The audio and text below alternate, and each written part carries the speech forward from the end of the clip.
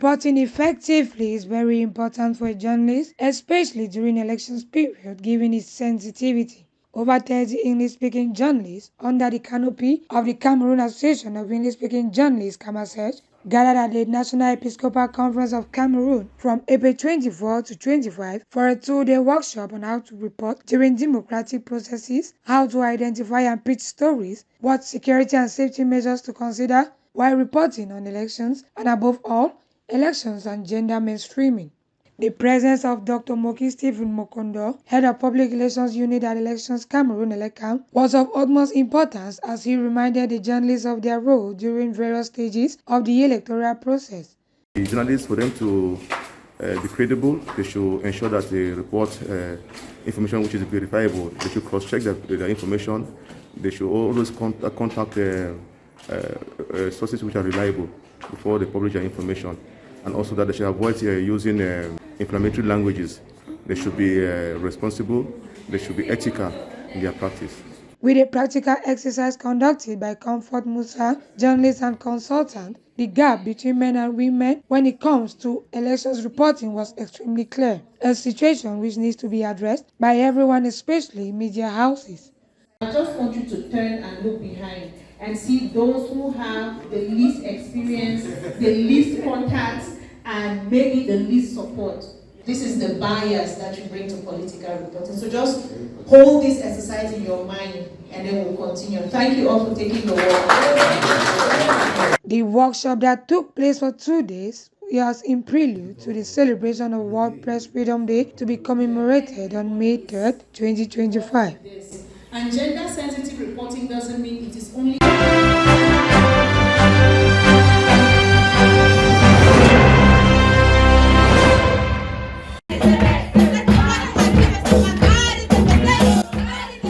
The students and teachers of Christ Winners Bilingual Academy Mbankolo arrived at the ICTU-RTV, the quality leading university in Central Africa, after a 30-minute, 30-kilometer drive on the ICTU-RTV bus. Upon arrival, they were warmly welcomed by the university staff members. Hello students. Hello madam. Hello, you're welcome to the ICT-University. We're going to welcome you into our university now, so you can see all that speaks for itself, okay? So you're welcome. Thereafter, the campus tour kicked off at the library, where the librarians explained its functions and importance to the tour makers. The group then visited various facilities, including the admissions office, marketing department, George Mbarika Hall, and the Cisco lab, where engineer Ivina and his team showcased the lab's capabilities. At the ICTU-RTV studio, many students were particularly drilled to explore their dream field, which aligned with their career aspirations. Madame Promise Akante is the communication director at the ICT-University. Short question, how many newscasts do you listen in the morning before leaving the house? What are the different hours of news on the national station to begin with? What menus about the weekend? Between Friday and Sunday, what menus in Cameroon? The visit concluded with the students showcasing their talents and dancing at the university chapel, and followed by a visit to the game and gym halls before bidding farewell, marking the end of their tour at the ICT-University.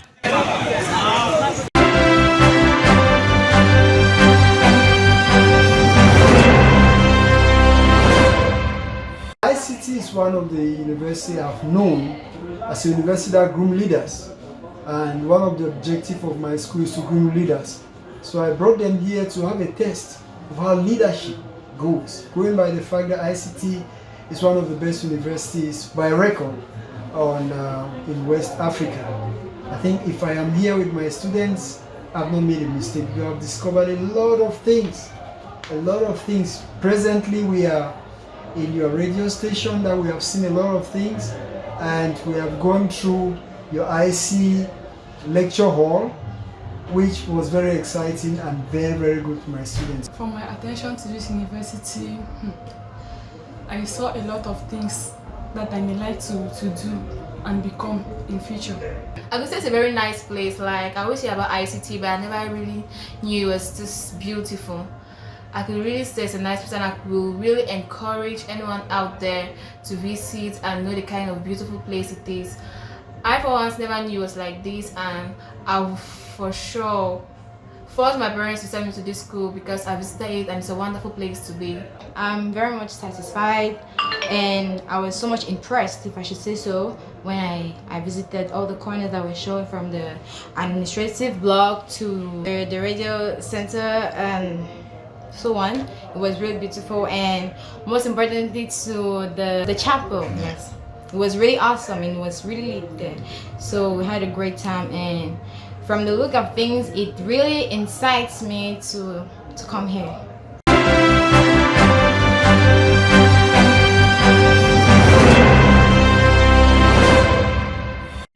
Land of promise, land of glory, land of life and joy. To preserve, protect, and defend the interests of the students is what Joe Edimomene Bonanyaka, newly elected president of the Student Union Government SUG, and his team professed in front of the ICTU staff and student body on April 29, 2025. Do solemnly declare that I will faithfully execute the office of Financial of the Student Union Government of the ICT-U-RTV and will, to the best of my ability, preserve, protect, and defend the interests and welfare of the student body.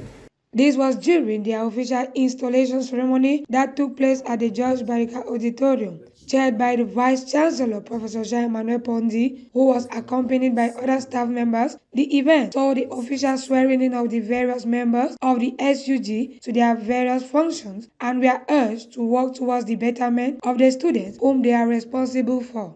As they received their various aprons as a symbol of authority, they were urged by the Vice Chancellor to lead by 4 cardinal principles. Cardinal principles that should guide your tenure, among others. First is discipline, is hard work. The third value is integrity. Fourth value is honesty.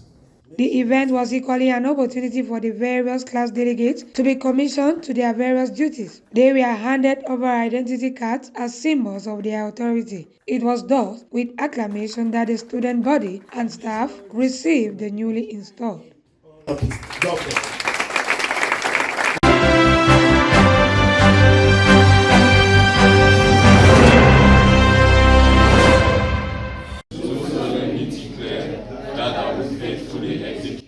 After 127 days of their elections, the newly appointed president and members of the union government at the ICT-U-RTV, a leading digital university in Central Africa, were officially installed this Tuesday.